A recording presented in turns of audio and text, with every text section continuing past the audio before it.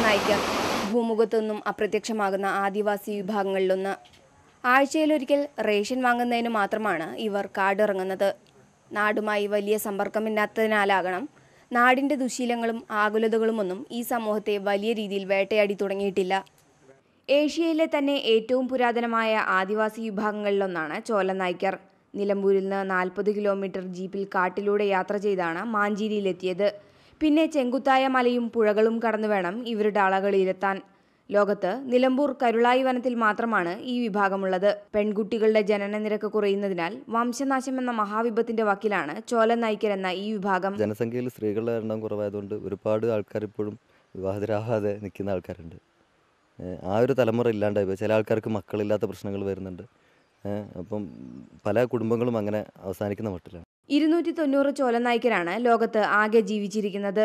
അവരിൽ 164 പുരുഷന്മാർക്ക് ആകെയുള്ളത് 126 സ്ത്രീകളാണ്.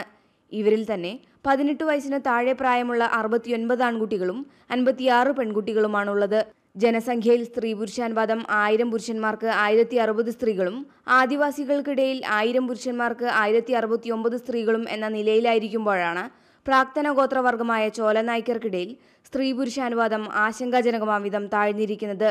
ഇതേക്കുറിച്ച് സമഗ്രമായൊരു പഠനം നടത്തണമെന്നാണ് ആരോഗ്യരംഗത്തെ വിദഗ്ധരുടെ അഭിപ്രായം. മാഞ്ചേരിയിലെ ആദിവാസി മേഖലയിൽ സ്ത്രീകളുടെ എണ്ണം വളരെ കുറവാണ്. ഇതിനെക്കുറിച്ച് ആധികാരികമായ പഠനം നടത്തേണ്ടിയിരിക്കുന്നു. കാടിനെ മാത്രം ആശ്രയിച്ച് ജീവിക്കുന്നവരാണ് ചോലനായ്ക്കർ. വനവിഭവങ്ങൾ ശേഖരിച്ച് വനസംരക്ഷണ സമിതിക്ക് നൽകി പകരം അരിയും സാധനങ്ങളും കൈപ്പറ്റും. ഒരു ദിവസം മുഴുവൻ നടന്ന ശേഷമാണ് ഉൾക്കാടുകളിലെ തങ്ങളുടെ അളകളിൽ ഇവർ മടങ്ങിയെത്തുന്നത്. ഗുഹകളിലും പാറയിടുക്കുകളിലുമാണ് ഇവരുടെ താമസം.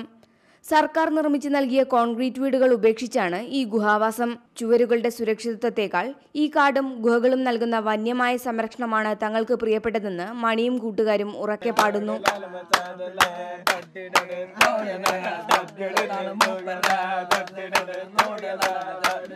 കരുളായിലെ പാണപ്പുഴക്കാട്ടിൽ നിന്നും ക്യാമറമാൻ ഷമീർ മച്ചിങ്ങലിനൊപ്പം വി ഷബ്ന, ഇന്ത്യ വിഷൻ.